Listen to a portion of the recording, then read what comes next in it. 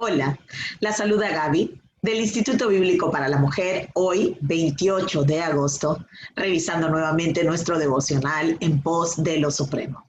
El título hoy es el propósito de la oración y la cita la encontramos en Lucas capítulo 11, versículo 1, y dice así: uno de sus discípulos le dijo: Señor, enséñanos a orar.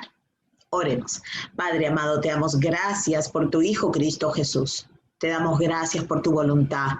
Te damos gracias por tu autorrevelación, por tu espíritu. Señor, venimos a ti necesitadas de pasar tiempo contigo, porque no son, Señor, las cosas que necesitamos de ti. Es pasar tiempo contigo, conocerte a ti. Y esto hemos aprendido de tu Hijo Cristo Jesús. Pero ayúdanos, Señor. Transfórmanos mediante la renovación de nuestra mente, de la mente de tu Hijo Cristo Jesús en nosotros. Ayúdanos, Señor, te rogamos, para la gloria de su nombre. Amén y amén. Bueno, hermanas, a veces me pongo a pensar cuánto nosotros necesitamos los buenos consejos de otros hermanos, personas que realmente conocen al Señor. Y aunque obviamente tenemos la palabra, igual Dios utiliza a otros hermanos en nuestras vidas para irnos formando. Y eso es lo que yo he encontrado siempre en este devocional. He encontrado a un hermano que simplemente está compartiendo todo lo que Dios le ha enseñado a él para ayudarnos en el proceso de este discipulado, de que nosotros nos volvamos discípulos de Jesús, seguidores. No solamente que digamos creemos en Jesús, pero que realmente todas las personas que nos rodean puedan ver que nosotros le pertenecemos a Él. Así que esta es la herramienta que ha sido para mí casi 23 años de mi vida y espero que para ustedes también, los oyentes, que encuentren que este devocional esté colaborando hacia la madurez en sus vidas. No solamente sea una cosa más que escuchar, sino que estos minutos de sus vidas que están invirtiendo sean realmente de fruto y que estén viendo el crecimiento, que sea algo útil en la vida de ustedes. Eso es lo que yo deseo y por eso comparto estos devocionales con ustedes, ¿ok? Ahora, la oración, algo tan importante, un privilegio tan grande que tiene el creyente. Vamos a hablar acerca de eso. Dice: la oración no constituye una parte normal de la vida del hombre natural, es decir, del precreyente, los que no creen, el hombre natural. La oración en realidad no es parte de su vida.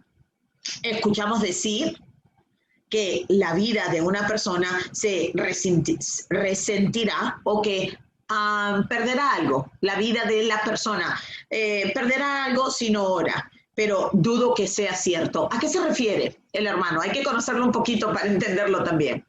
Él lo que está diciendo es que la oración en realidad es el privilegio que tiene un hijo de Dios de comunicarse con el Padre a través del sacrificio o del mediador, del único perfecto mediador, que es Cristo Jesús nuestro Señor. Por ende, cuando las personas dicen que tienes que orar porque si no oras tu vida va a sufrir a raíz de que no estás orando, pero no es en realidad tu vida natural, no es tu vida la que va a sufrir. Y a esto está yendo el hermano, que es la vida de Cristo Jesús en mí, la vida de Cristo Jesús en ti la que va a sufrir, no es tu vida, porque si tú has recibido a Jesucristo como Salvador y como Señor, pues se supone que ya tu vida ni existe, ya tu vida, tus derechos, tú esto, tú el otro, eso ya no existe. A eso es donde está yendo el hermano. Por si acaso, dice: lo que sufrirá es la vida del Hijo de Dios en ti o en mí, que no se alimenta de comida, sino de oración. Ahora, nuestro cuerpo, el yo, el natural, obviamente se alimenta de comida, pero para nosotros alimentar la vida de Jesucristo en nosotros, pues lo hacemos por medio de la oración. Ahora, la palabra es la que nos comunica quién es Dios, y conociendo a quién es Dios a través de la Biblia, es que nosotros después en oración, en comunión con Él, podemos no solamente hablar con Dios de acuerdo a su palabra, sino oír también de Él. ¿Verdad? Dice: cuando alguien vuelve a nacer de arriba, nace en él la vida del Hijo de Dios y puede o bien hacer que esta vida padezca hambre o saciarla. Es lo mismo. ¿Cuáles son nuestras disciplinas realmente? Es decir, ¿alimentamos la vida del Señor en nosotros o seguimos alimentando al hombre natural que supuestamente ya quedó atrás? Ahora, ¿en qué ocupas tu tiempo? ¿Qué están viendo tus ojos, mis ojos? ¿Qué están oyendo nuestros oídos? ¿A quién estamos alimentando? ¿Estamos alimentando a la persona que siempre hemos sido? Y más bien decimos, bueno, yo soy así, yo soy latina y yo nací así son las peruanas, así son las latinas. O sea, ¿estamos alimentando a esa mujer antigua o estamos realmente alimentándonos de la palabra del Señor que fue escrita por el Espíritu Santo, quien supuestamente está guiando a aquellos que somos hijos de Dios? Entonces, dice el hermano, la oración es la manera en que se nutre, qué palabra tan hermosa, que se nutre la vida de Dios en nosotros. Muchas veces parecemos personas desnutridas, no tenemos en realidad un conocimiento pleno de nuestro Señor y no estamos disfrutando de esa comunión constante del Señor. Acudimos a Él cuando ya hemos agotado todo recurso. Bueno, no me adelanto, ahí vamos. Nuestras ideas comunes acerca de la oración no salen del Nuevo Testamento. ¿A qué se refiere? Se refiere que consideramos la oración sencillamente como un medio para conseguir cosas para nosotras mismas. ¡Wow! ¡Qué cierto! Normalmente, ok, hermana, vamos a orar. Ay, ¿pueden orar por mí? Ok, ¿qué es? Necesito un trabajo nuevo, necesito un carro nuevo, necesito que me arregle mi matrimonio, necesito que Dios haga esto por mí, haga el otro por mí. Esas son normalmente las peticiones de oraciones. Todo tiene que ver con nosotros, no tiene nada que ver con conocer más a Dios, sino más bien como si nosotros estuviéramos acudiendo a Papá Noel. Si estuviéramos, lamentablemente esto sale mucho también de muchos púlpitos, como que dile a Jesús lo que tú necesitas. Hay lugares hasta que te van a animar de que le reclames a Dios tus derechos de hija de Dios. Pero nada de esto sale del Nuevo Testamento, al menos. Esto no es ni en el Antiguo Testamento. Esto no es lo que la palabra nos presenta como el privilegio de la oración. Entonces, dice, el propósito bíblico, que es lo importante de la oración, es que podamos llegar a conocer al Dios mismo. Él es el propósito de la oración. La oración es simplemente la herramienta o el medio por el cual Dios ha decidido darse a conocer. Ahora, tampoco podemos orar sin conocer la palabra, porque ¿cómo vamos a conocer a Dios si no es por medio de lo que Él mismo nos ha provisto para conocerlo, que es la Biblia? La Biblia nos dice, y es verdad, la naturaleza nos habla acerca de Dios, pero no revela la entereza de quién es Dios, porque la naturaleza no habla, por ejemplo, de la doctrina del pecado. Y la naturaleza no habla acerca de la llegada del Salvador, ¿verdad? Si no tuviéramos la Biblia, no sabríamos ninguna de estas doctrinas que son totalmente importantes para conocer al Dios Trino, para conocer quién es este Dios verdadero. Entonces, dice en Juan 16:24, pedid y recibiréis. Bueno, ¿a qué se refiere? Dice, nos quejamos a Dios y a veces le pedimos perdón o nos sentimos indiferentes delante de Él, pero en realidad le pedimos muy pocas cosas. ¿Qué? ¿Cómo? Espérate. ¿A qué se refiere? Bueno, es cierto, dice, en cambio, un niño nunca se avergüenza de pedir. Miren, a veces pensamos que somos tan espirituales que no le vamos a pedir a Dios esto o el otro, porque Él debe estar tan ocupado, y aparte que nosotros somos tan humildes y tan espirituales que no vamos a acudir a Él. Vamos a tratar de resolver por nosotras mismas todo lo que podamos resolver Y cuando ya si por último ya tendré que molestarlo, pues vendré a él. Bueno, esa no es una actitud. Cristo nos dijo que nosotros debemos caminar hacia como si fuera una infancia espiritual, no porque somos inmaduros, sino porque más bien en el camino de la madurez espiritual nos damos cuenta que la mejor postura que podemos tener es una postura humilde, es una postura de como niñas que corren a su padre para todo. A ver, ¿quién no conoce un niño que está, mamá, mamá, mamá, mamá, dame, mamá, dame, mamá, mamá, dame, mamá, dame? ¿Sí o no? Ah, bueno, todos hemos sido y lo hemos visto y tenemos hijos que han sido así también. Bueno, Dios nos está pidiendo y nos está diciendo y nos está ofreciendo aún mejor palabra.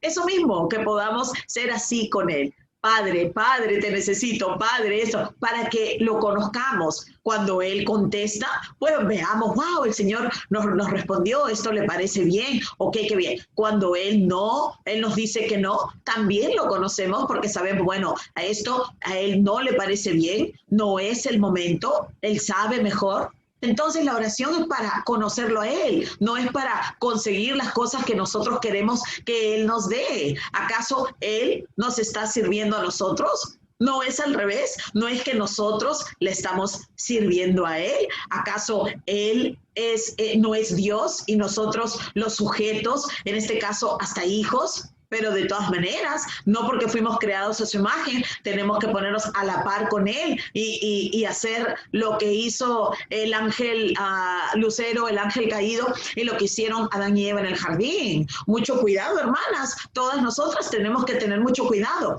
de más bien caminar en un camino que es angosto, que más bien es un camino de autonegación, levantando nuestra cruz, siguiendo a Cristo. No es una autogratificación, buscando que queremos casarnos, queremos tener ese negocio, Dios sabe que es mi vida, yo lo estoy sirviendo, y ahora es como si Él más nos debe. Señor, más te sirvo, más me debes, tienes que bendecirme para que la gente se dé cuenta que yo te estoy sirviendo a ti. ¿Qué tipo de negociación es esa?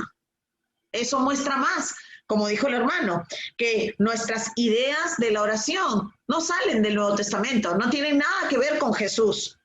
Miren, continuamos, dice, pide y Dios actuará.